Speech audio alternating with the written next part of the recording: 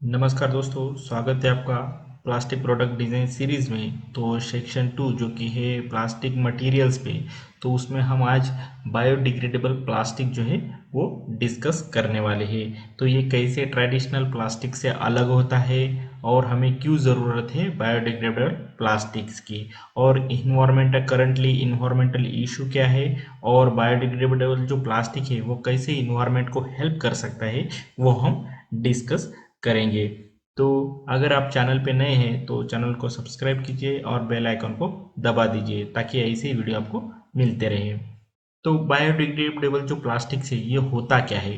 तो जो traditional plastics है वो जल्दी जो है डिग्रेडेबल नहीं होते, यानी कि उसका जो है डिकम्पोज वो नहीं होते, वो हजारों साल जो है वो जैसे कि वैसे ही होते हैं। तो वो जो है वो खराब नहीं होते, या वो डिकम्पोज नहीं होते, या आप उसको बोल सकते हैं उसका डिग्रेडेशन नहीं होता है जो ट्रेडिशनल प्लास्टिक्स है। तो बायोडिग्रेडेबल प्लास्टिक जो है ये ऐसे प्लास्टिक्स है जो कि कुछ महीने में या कुछ साल में जो है ये डिग्रेडेबल मतलब ये डिग्रेड हो जाते हैं, यानी कि इसका जो है विनाश हो जाता है। आप यहाँ पे बॉटल जो देखेंगे तो ये ओवर अ टाइम आप देखोगे तो ये स्मॉल स्मॉल जो है मॉलिक्यूल्स ये जो है छोड़ता है और ये जो है डिग्रेडेड हो जाता है। तो ये मिक्स हो जाता है सॉइल में, वाटर में।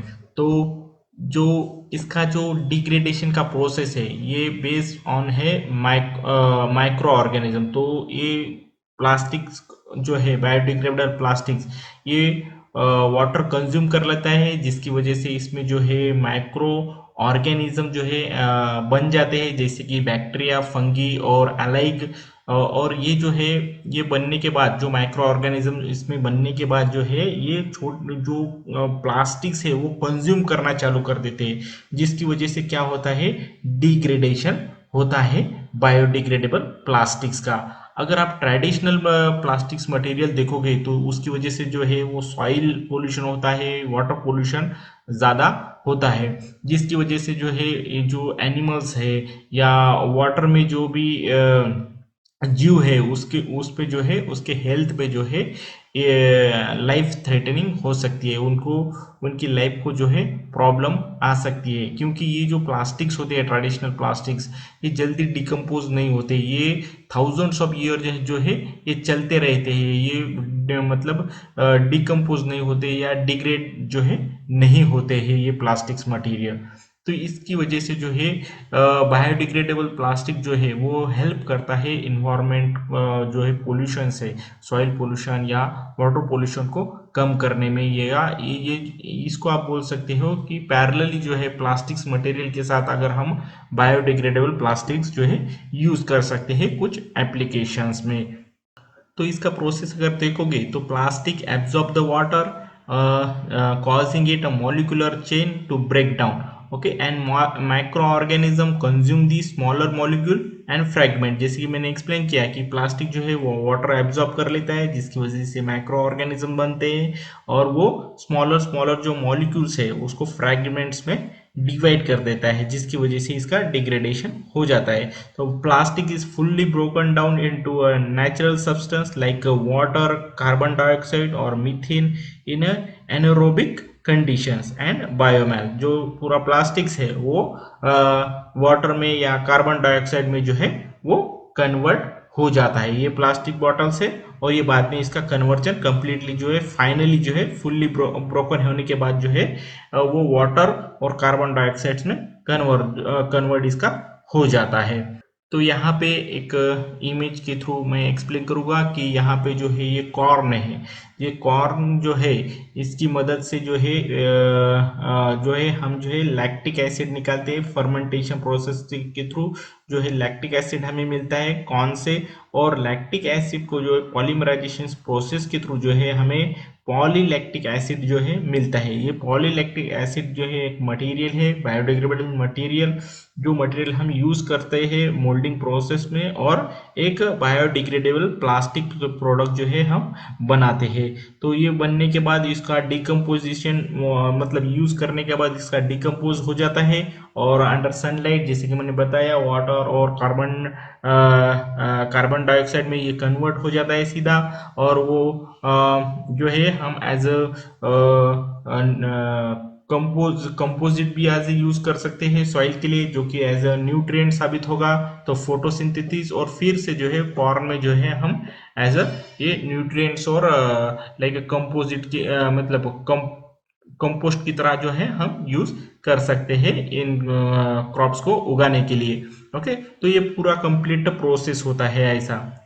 जैसे कि आप यहाँ पे देखते हो कॉर्न के थ्रू जो है पॉलीलैक्टिक एसिड से जो है ये पॉलीलैक्टिक एसिड जो है ये मिल गया हमें। उसके बाद में हम उसके प्रोडक्ट्स बनाएंगे। प्रोडक्ट्स बना के बाद ये डिस्कार्ड इनटू सॉइल, सॉइल में डिस्कार्ड किया कर दिया हमने। और डिस्कार्ड होने के बाद ये सॉइल में जो है ये CO2 और कंपोस्ट की तरह ये काम करता है, वाटर की तरह कन्वर्ट होकर पूरा अगर डिकम्पोज हो गया तो वो एज अ कंपोस्ट की तरह भी यूज होता है, जिसपे हम जो है क्रॉप्स जो है उगा सकते हैं। और क्रॉप्स उगने के बाद फिर से जो है हमें ये कॉर्न मिलेगा और कॉर्न से हम जो है ये पूरा साइकिल ऐसा चलता रहता है।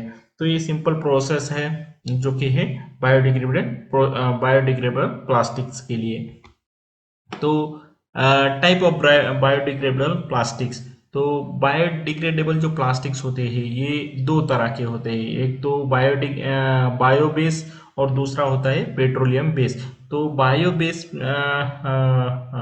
बायोबेस जो बायोडिग्रेडेबल प्लास्टिक्स होते हैं उसमें आता है पॉलीलैक्टिक एसिड, जो कि एक रिन्यूएबल सोर्स के थ्रू जो है जो है हम ये पॉलीलैक्टिक एसिड बनाते हैं, जैसे कि कॉर्न, स्टार्क और शुगर केन। ये जो है ये रिन्यूएबल सोर्सेस है जो कि, तो इनसे जो है जो पॉलीलैक्टिक एसिड बनता है। और ये जो है ये यूज होता है ट्रांसपोर्टेशन में, एग्रीकल्चर्स में, पैकेजिंग में, बायोमेडिकल इंडस्ट्री में, टेक्सटाइल में, इलेक्ट्रॉनिक्स इंडस्ट्री में जो है ये पॉलीलैक्टिक एसिड यूज होता है।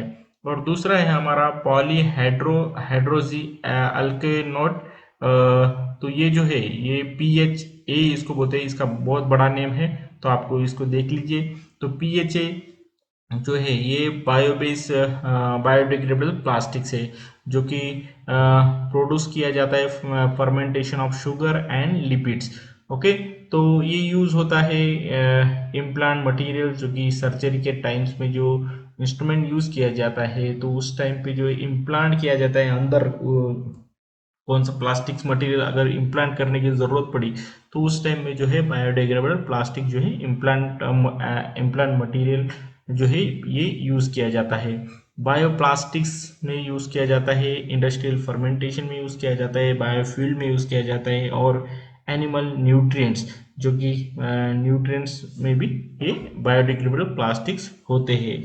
और जैसे कि मेडिकल इक्विपमेंट जैसे कि ड्रग्स और ड्रग्स कैरियर्स में भी जो है बायोडिग्रेडेबल प्लास्टिक्स होते हैं PHA, जिसको हम पॉलीहाइड्रोजी अल्केनोट्स जो कहते हैं इसको PHA।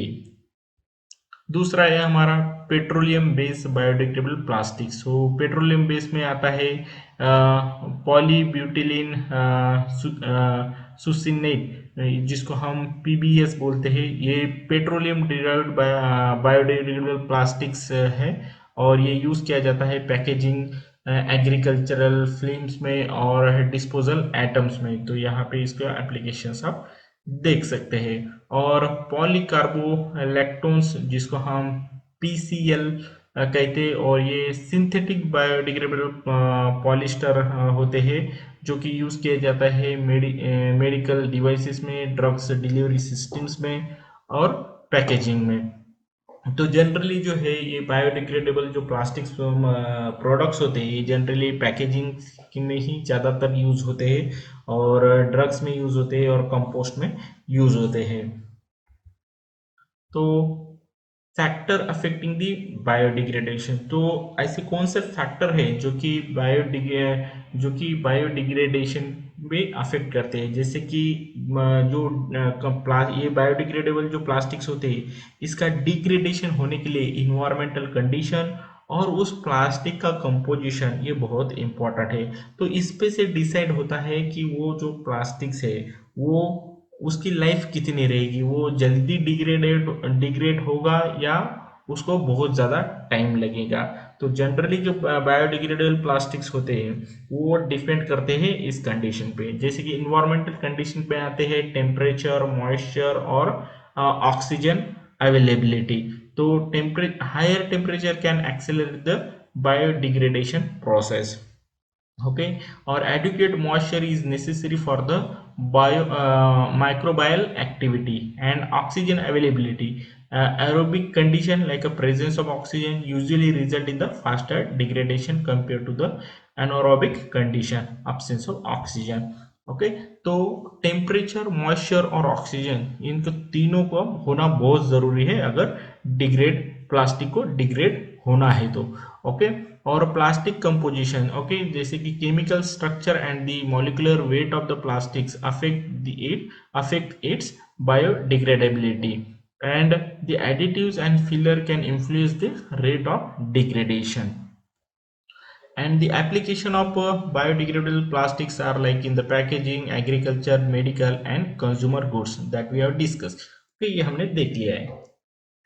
और एडवांटेज की अगर बात करें तो बायोडिग्रेडेबल जो प्लास्टिक्स होते हैं ये इन्वायरमेंट में जो भी पोल्यूशन हो रहा है उसको कम कर सकते हैं, जिसकी वजह से जो है जो हम रेगुलर प्लास्टिक्स यूज़ करते हैं वो हम कम यूज़ करेंगे और एज अ सब्सटीट्यूट और एज अ सेकेंडरी ऑप्शन जो है हम बायोडिग्रेडेबल प्लास्टिक्स हम यूज़ करेंगे। तो ये जो है ये प्लास्टिक पोल्यूशन को कम करता है और जो वेस्ट होने से कम करता है नेचुरल इन्वायरमेंट्स में। रिसोर्स एफिशिएंसी, जैसे कि जो प्लास्टिक्स बनते हैं हमारे, वो प्लास्टिक मटेरियल की जो प्रोडक्ट बनते हैं ये जनरली जो है ये डिराइव्ड फ्रॉम फ्यूल होते हैं। तो मैंने इस पर ऑलरेडी एक वीडियो बनाया है। तो ये पेट्रोलियम से डिराइव्ड होके जो है हमें प्लास्टिक्स मटेरियल मिलते हैं। तो इससे अगर हम बायोडिग्रेडेबल प्लास्टिक से यूज़ करेंगे तो इससे क्या होगा कि जो हमारी डिपेंडेंसी है फॉसिल फ्यूल पे वो कम हो जाएगी और हम जो है हमारा जो फॉसिल फ्यूल है वो हम बचा सकते हैं। तो नेचुरल से एनर्जी सेविंग्स भी होता है, जैसे कि production of some biodegradable plastic such as PLA consume the less energy compared to the conventional plastics and compatibility with the composting। तो ये जो बायोडिग्रेडेबल प्लास्टिक्स होते हैं ये एज हम कंपोस्ट यूज कर सकते हैं सॉइल के लिए। तो एंड इसको जो है हम न्यूट्रिएंट्स में भी बायोडिग्रेडेबल प्लास्टिक्स ऐड कर सकते हैं। अगर डिसएडवांटेज की बात करें तो इसका जो डिग्रेडेशन कंडीशन है इसके लिए एक प्रॉपर कंडीशन, आइडियल कंडीशन जो है इसके लिए होनी चाहिए ताकि जो है ये प्रॉपरली डिग्रेड जो है हो जाए। ओके, तो ऐसा हम डायरेक्टली नहीं कह सकते कि जो बायोडिग्रेडेबल प्लास्टिक से ये कम्प्लीटली डिग्रेड हो जाते हैं या बहुत ही जल्दी डिग्रेड हो जाते हैं। इसका जो टाइम स्पैन है ये डिपेंड करता है डिफरेंट कंडीशन पे और उसमें जो है इंग्रेडिएंट्स कौन से यूज़ किए हैं। तो और कॉस्ट की बात करें तो इसमें ज़्यादा एक्सपेंसिव होता है बायोडिग्रेडेबल प्लास्टिक्स को प्रोड्यूस करना कंपेयर टू ट्रेडिशनल प्लास्टिक्स। और परफॉर्मेंस की बात करें तो इसमें जो है ये बायोडिग्रेडेबल प्लास्टिक की जो स्ट्रेंथ होती है ये बहुत कम होती है और इसका शॉर्टर लाइफ स्पैन होता है कंपेयर टू कन्वेंशनल जो प्लास्टिक्स हम यूज़ करते हैं।